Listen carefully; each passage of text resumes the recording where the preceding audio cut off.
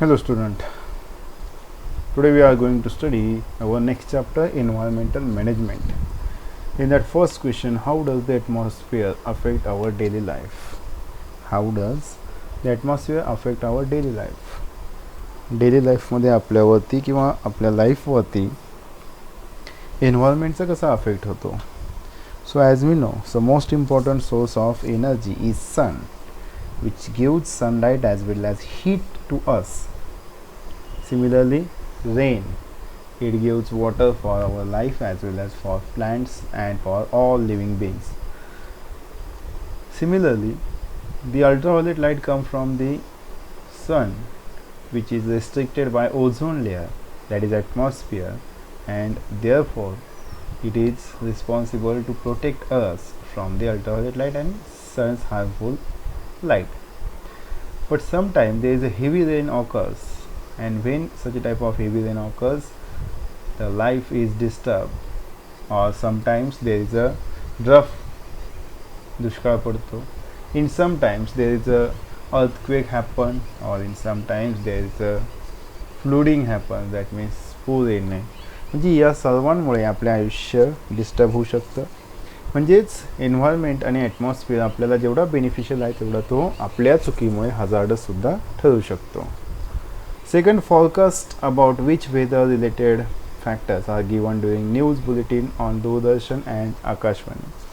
आता जनरली आकाशवाणी आणि दूरदर्शनवरती weather report दिले जातात जे फ्युचरमध्ये होणार आहे, म्हणजे नेक्स्ट 2 डेजमध्ये होणार, नेक्स्ट 15 डेजमध्ये होणार, पुढील 2 किंवा 15 दिवसामध्ये जे काही घडणार आहे, पाऊस पडणार आहे, ऊन पडणार आहे, ढगाळ वातावरण असेल, काय ते क्लाउडिंग असेल, हे सगळं जे काही ॲटमॉस्फिअरच्या आणि वेदरच्या बाबतीत असेल ते सगळं रिपोर्ट दिले जातात. First point, weather and climate. Atmospheric condition at specific time at a particular place are referred to as a weather. वातावरण वेदर म्हणजे काय, हवामान म्हणजे तरी काय. Atmospheric condition at specific time at a particular place. Specific time at particular place are referred to as weather. Atmospheric condition depends upon a variety of factors. कोणकोणते factors आहे ते पहा इथे डायग्राममध्ये दाखवलेले. There are related factors: temperature, atmospheric pressure, sunlight, clouds, humidity, rainfall, visibility. आता यातले कोणते माहीत नाही आपल्याला, सगळेच माहिती आहे. टेम्परेचर म्हणजे समरमध्ये, विंटरमध्ये टेम्परेचर किती आहे त्यानुसार आपल्या वरती आणि आपल्या जे काही आपण फार्मिंग करतो किंवा आपल्या डे टू डे लाईफमध्ये आपण बिहेव करतो त्यामध्ये आपण चेंजेस करतो according to the temperature of surrounding or atmosphere. Atmospheric pressure म्हणजे काय, तर हवामानाचा दाब. काही वेळेस ज्यावेळेस पाऊस वगैरे पडतो, वादळ वगैरे येतं, त्यावेळेस हवामानाचा दाब, प्रेशर जास्त असतो, हवा जास्त जोरात धावत असते, त्याच्यामुळे सुद्धा खूप जास्त प्रमाणात त्रास होतो. असे रिपोर्टसुद्धा वेदरमध्ये किंवा वेदर फॉरकास्टमध्ये सांगितले जातात. Sunlight, that means the presence or absence of sunlight. म्हणजे क्लाउडी असेल, ढगाळ वातावरण असेल तर सनलाईट येणार नाही, जर नसेल तर सूर्यप्रकाश चांगला पडेल, अशा पद्धतीचे सुद्धा दिले जातात. क्लाउड्स सगळ्यात महत्त्वाचं. आता क्लाउड्स आहेत की पाऊस पडणार की नाही ते क्लाउड्सवरून डिसाईड केलं जातं की वातावरण कसं असेल, how the atmosphere is. Humidity म्हणजे आर्द्रता. पाऊस पडून गेल्यानंतर हवामानामध्ये किंवा वातावरणामध्ये जी आर्द्रता आहे, ह्युमिडिटी आहे ती. रेनफॉल की किती प्रमाणात पाऊस पडेल, त्यानुसार जास्त पाऊस पडणार असेल तर सुरक्षिततेची गरज असते किंवा घराबाहेर पडू नये असे संदेश जे आहे, इन्फॉर्मेशन आहे ती दिली जाते. व्हिजिबिलिटी, आता पहा हिवाळा लागेल. In winter season, as we know, there is a fog is present in atmosphere due to humidity. धुकं असतं की ज्यामुळे रस्त्यावरून जाणाऱ्या गाड्यांना चालताना व्हिजिबिलिटीचा प्रॉब्लेम येतो, म्हणजे स्पष्ट असं दिसत नाही. मध्यंतरी पहा किंवा आतासुद्धा दिल्लीसारख्या ठिकाणी जास्त प्रदूषण आहे आणि थंडीसुद्धा खूप जास्त कडाक्याची पडते. अशा ठिकाणी हायवेला खूप मोठ्या प्रमाणात ॲक्सिडेंट्स होतात. It just because of fog आणि humidity as well as visibility कमी असल्यामुळे. So these are the factors जे सांगितले जातात. We frequently express our opinion about the weather by making statements like today it's too cold or it is very hot today. म्हणजे आपण सुद्धा आपलं वेदरच्या बाबतीत ओपिनियन देत असतो, आपण सुद्धा हवामानाचा अंदाज देतो, पण तो प्रत्यक्षात देत असतो की आपल्याला तापमान लागलं, खूप गरम आहे, थंडीला आहे खूप थंड आहे, like that. Weather depends upon the prevailing conditions of the year. आता हे जे काय हवामान आहे ते कशावर डिपेंड आहे? प्रिव्हलिंग कंडिशन म्हणजे अगोदरची, समजा उद्या काय होणार आहे ते आजच्या कंडिशननुसार सांगितलं जातं. The climate of a particular region is the average of daily readings of various weather related parameters recorded for several years. काही ठराविक कंडिशनमध्ये, काही ठराविक रिजनमध्ये हे कायमस्वरूपी घडणाऱ्या घटनेनुसार, कायमस्वरूपी असणाऱ्या एन्व्हायरमेंटल कंडिशननुसार, कायमस्वरूपी असणाऱ्या वेदरनुसार त्या ठिकाणी हा रिपोर्ट तयार केला जातो, पॅरामीटर्स ठरवले जातात आणि हे वर्षानुवर्ष असलेल्या रेकॉर्डवरून काढले जातात. Hence climate is long term predominant condition of the atmosphere. Climate काय आहे? It is a long term predominant condition of the atmosphere. म्हणजे क्लायमेट खूप लांबची अशी प्रक्रिया आहे, किंवा प्रिडॉमिनंट म्हणजे काय की एखाद्या गोष्टीवर जास्त प्रमाणात अवलंबून असते. वेदर जो आहे तो या क्लायमेटिक कंडिशनवर जास्त प्रमाणात डिपेंड असतो असं आपण म्हणू शकतो. सो चेंज इन वेदर कशा पद्धतीने चेंज होतो आपला? Climate does not change continuously. Climatic condition जे आहेत त्या कंटिन्युअसली चेंज होत नाही. Climate is that which remains constant in a reason for long duration. Climate म्हणजे तरी काय आहे? Climate is that which remain. Climate म्हणजे तरी काय? असं की जे खूप लांब किंवा लॉंग ड्युरेशनपर्यंत म्हणजे खूप जास्त कालावधीपर्यंत आहे त्या रिजनमध्ये तसंच राहतं. म्हणजे वाळवंटात गेलं की कंटिन्युअसली तर आपल्याला समर असल्यासारखंच जाणवतं, उन्हाळ्यात जाणवतो, याला आपण म्हणतो climate. Thus, we see that weather is related to a specific location and specific time, whereas climate is related to longer duration and larger area. Weather आणि क्लायमेटमधला हा सगळ्यात बेसिक फरक आहे, क्लायमेट आणि वेदरमधला. वेदर म्हणजे काय आपण आधीच पाहिलं. वेदर म्हणजे काय की एका ठराविक रिजनमध्ये आणि एका ठराविक timing, a specific timing at a specific or particular place, जे काही एन्व्हायरमेंट असेल, जे काही कंडिशन असेल त्या स्पेसिफिक टायमिंगला आणि स्पेसिफिक एरियामध्ये त्याला म्हणतो आपण वेदर. पण क्लायमेटचं तसं नाही. क्लायमेट म्हणजे काय? It is covered for large area and for longer time. खूप जास्त वेळेसाठी आणि खूप जास्त मोठा एरिया कन्सिडर केला तर त्याला आपण म्हणतो climate. Changes in the weather may occur for short periods of time, whereas changes in the climate take place slowly over a much long duration. Weather जे आहे ते रॅपिडली किंवा खूप कमी वेळेमध्ये चेंज होत असतं. क्लायमेट मात्र खूप स्लो आणि खूप जास्त वेळेनंतर चेंज होत असतं. एक्झाम्पल पहा, ज्यावेळेस आपण वेदर फॉरकास्ट ऐकत असतो, म्हणजेच हवामानाचा अंदाज ऐकत असतो, त्यावेळेस ते रिजननुसार सांगत असतात की हां दिल्लीमध्ये पाऊस पडेल, मध्य महाराष्ट्र, पश्चिम महाराष्ट्र, पूर्व महाराष्ट्र किंवा म्यानमार किंवा इतर जे आहे मध्य प्रदेश वगैरे त्या ठिकाणी ढगाळ वातावरण असेल. म्हणजे काय होतं, ते वेदर फोरकास्ट सांगताना त्या त्या रिजनमध्ये त्या त्या वेळेला काय कंडिशन आहे हे सांगितलं जातं. It is called as weather. पण क्लायमेटिक कंडिशन आपण जर म्हटलं, the climatic condition of India असं म्हटलं, it is a hot during the summer like that, असं आपण कन्सिडर केलं जातं की समरमध्ये 40-45 ॲव्हरेज टेम्परेचर घेतलं जातं. मग याला आपण क्लायमेट म्हणत असतो. की जास्त लॉंगर रिजनमध्ये आणि लॉंगर टायमिंगला जर विचारात घेतलं तर त्याला क्लायमेट म्हणतो, आणि शॉर्ट रिजनमध्ये शॉर्ट पिरियडसाठी विचारात घेतलं तर त्याला वेदर म्हणतात. Climate plays a very important role in our day to day life. It influences our basic need like food, clothing and shelter as well as our occupations. Climate हा आपल्या जीवनाशी खूप जास्त निगडीत आहे. It plays very important role in a day to day life. That means it influence म्हणजे हा खूप जबाबदार आहे. It influence our basic need like cloth, shelter and clothing as well as our occupation. Occupation म्हणजे काम काय आहे. आता पहा, आपण जर पोलर रिजनमध्ये गेलो किंवा बीचच्या म्हणजे ज्या ठिकाणी समुद्र आहे अशा ठिकाणी जर विचार केला, आता तुम्ही हे भूगोलमध्ये भरपूर प्रमाणात शिकलेलं आहात की भूगोलमध्ये आपण हे पाहिलेलं आहे की ज्या त्या क्षेत्रानुसार त्या लोकांचा आहार, पेहराव, राहण्याचं आणि काम करण्याचं एक प्रकारे बंदिस्त किंवा ठरलेला नुसार ते काम करत असतात. म्हणजे समुद्राच्या किनारे असणारे मच्छीमारीच करणार, त्यांचा मुख्य आहारसुद्धा मच्छीच असणार, that means the fishes like that. या पद्धतीने ते त्यांचं जीवन व्यतीत करतात किंवा त्यानुसार त्यांचे ते ठरलेले असतात. Climate is especially important for aggregation agrarian country like India, agrarian म्हणजेच जे विकसनशील आहेत आपल्यासारखे, जे आता सध्या विकसित होतात त्यासाठी हे खूप महत्त्वाचे आहे. Various climatic factors like direction and speed of wind, temperature, atmospheric pressure etcetera are considered during construction of runways, seaports, huge bridges and skyscrapers. म्हणजेच काय की हे खूप महत्त्वाचे आहे. तुम्ही बुर्ज खलिफा हा शब्द ऐकून असाल. बुर्ज खलिफा दुबईमधली सगळ्यात मोठी इमारत आहे बुर्ज खलिफा. आता दुबईमध्ये जर विचार केला तिथे खूप हॉट कंडिशन आहे, जवळजवळ तिथे सगळंच वाळवंटीच भाग आहे, खूप हॉट कंडिशन आहे. मग बुर्ज खलिफा ज्यावेळेस बांधताना तिथे प्रॉब्लेम येत होता, कारण त्या ठिकाणी हॉट कंडिशन होती आणि हॉट कंडिशनमध्ये मेटल जे आहेत लोखंडासारखे ते एक्सपांड होतात. मग अशा वेळेस कन्स्ट्रक्शनमध्ये खूप डिफिकल्टी येत होती त्यांना.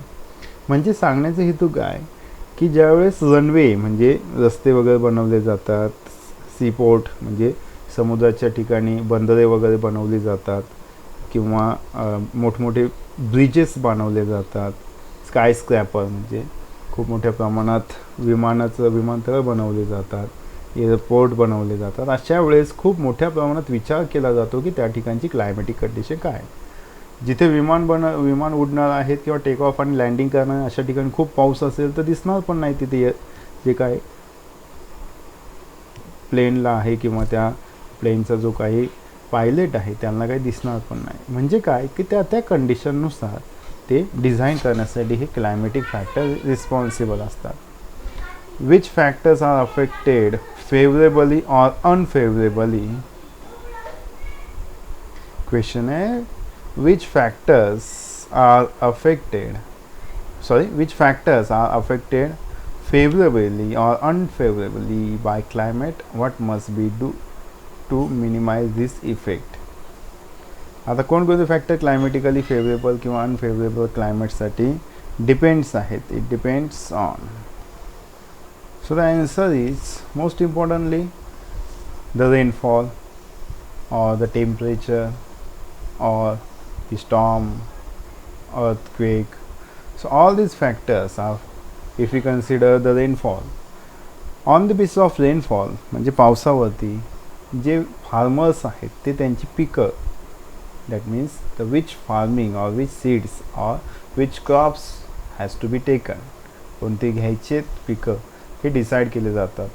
पाऊस कमी पडला जास्त पडला त्यानुसार ते डिसाईड केले जातात. हे झालं फेवरेबल. अनफेवरेबलच्या बाबतीत जर हेवी रेनफॉल झालं तर त्याचे काय पिकं केले ते सगळे वाहून जातात, लाईक दॅट. म्हणजे काय की त्याच्यामुळे ह्या सगळ्या इफेक्ट होतो. मग त्याचं कमी करायचं असेल काय करावं लागेल. So most important pollution, to control the pollution जर कंट्रोल केलं तर ॲटोमॅटिक हे जे काही पावसाचं किंवा जे काही ॲटमॉस्फिअरिक कंडिशन आहे ते ॲटोमॅटिक दुरुस्त होत चालते. आपण आत्ताच पाहिलं की करोना व्हायरसमुळे लॉकडाऊनमध्ये जवळजवळ 3-4 महिने कोणत्याही प्रकारची फॅक्टरीज, इंडस्ट्रीज, व्हेकल चालू नव्हते. त्यामुळे ॲटमॉस्फिअर एकदम क्लीन झालं होतं आणि त्यामुळे एकदम स्वच्छ आणि फ्रेश एअर मिळत होती. आणि म्हणून 1 जूनलाच रेन स्टार्ट झालं, rainy season.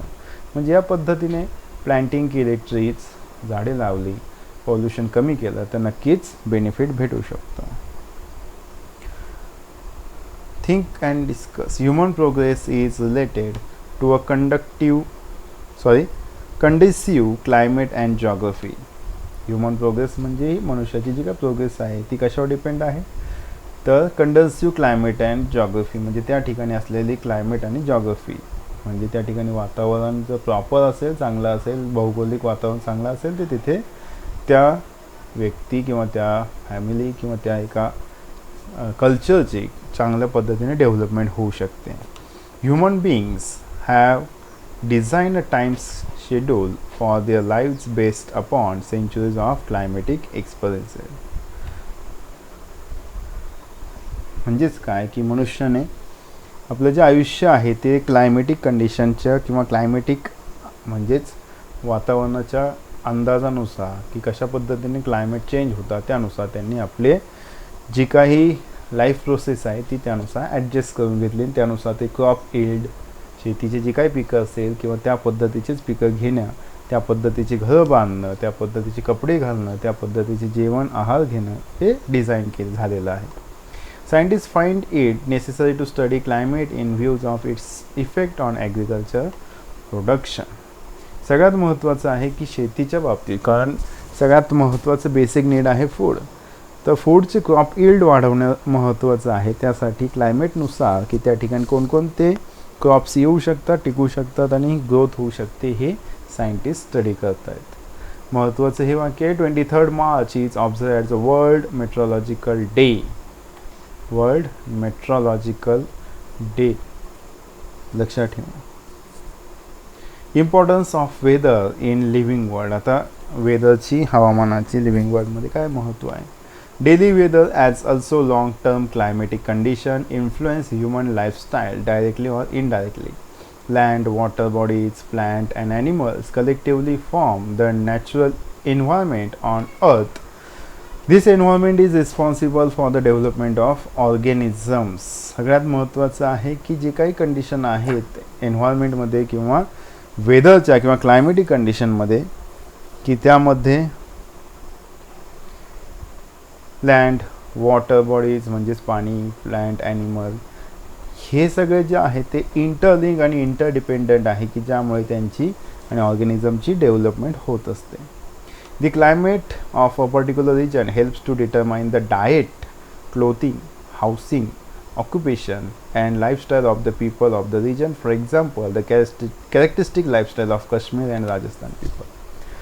As we know that depends on the region, depends on the climatic condition of that region, the people, their diet, their clothing, their housing as well as their occupation and lifestyle are decided. Their culture is also decided. For example, इथं दाखवलेलं आहे काश्मीरची जर संस्कृती पाहिली तर तिथे खूप थंडी असते, त्याच्यामुळे त्या ठिकाणी कपडे घालताना खूप जास्त प्रमाणात गरम असलेले उबदार कपडे घालतात. त्या ठिकाणची जी काही फार्मिंग आहे मोस्टली त्या ठिकाणी फार्मिंग वगैरे जी केली जाते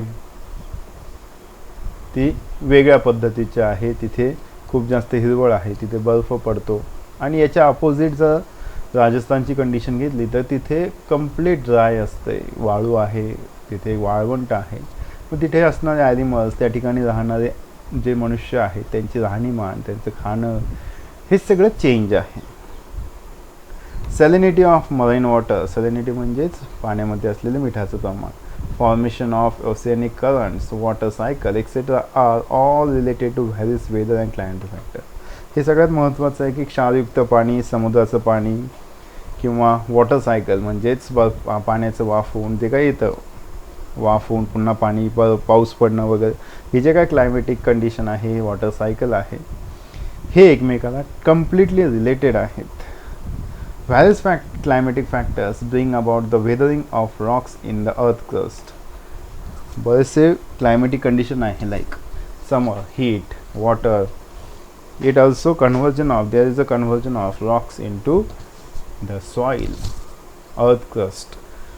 जमिनीवरती माती तयार होण्याची जी प्रक्रिया आहे तो सुद्धा एक खूप महत्त्वाचा फॅक्टर आहे. Climate plays a very important role in the formation of enrichment of soil. Climate खूप महत्त्वाचं आहे की पूर्णतः सुपीक अशी जमीन किंवा माती तयार करण्यासाठी रिस्पॉन्सिबल आहे. Microbes in the soil plays an important role in the formation of organic materials. This process depends upon various climatic factors. जे मायक्रोब्स आहे पृथ्वीमध्ये जमिनीमध्ये असलेले ते मायक्रोब्स खूप महत्त्वाचे आहेत ज्यामुळे जी सॉइलची फर्टिलिटी आहे, ह्युमस आहे ते वाढवण्याचं काम करतात की ज्यामुळे क्रॉप यील्डसुद्धा वाढतं, क्वालिटी आणि quantity. Thus it is very clear that the study of meteorology is very important from the viewpoint of human life. म्हणजे या सगळ्याचा विचार केला तर मेट्रोलॉजी सगळ्यात महत्त्वाची आहे ती human लाईफसाठी. While asserting the climate of a particular region, a review of earlier studies of various aspects of climate is very important. Most countries in the world have established meteorology department for making and recording such observation. वेगवेगळ्या ठिकाणी meteorological departments तर वेगवेगळे department तयार केले metrology म्हणजे जे काही climatic condition आहे ती स्टडी करण्यासाठी, वेदर फोरकास्टिंग स्टडी करण्यासाठी स्पेशल डिपार्टमेंट तयार केलेले. These departments have observatory which are equipped with a modern instrument and technology. If present climatic conditions are analyzed with reference to the past climatic condition, we can predict climatic change of the future. म्हणजेच काय, हे meteorological department काय करतात, जर ते काय past climatic conditions होत्या त्यांचे ॲनालिसिस करून प्रेडिक्ट करतात की फ्युचरमध्ये त्याची कंडिशन कशी असणार.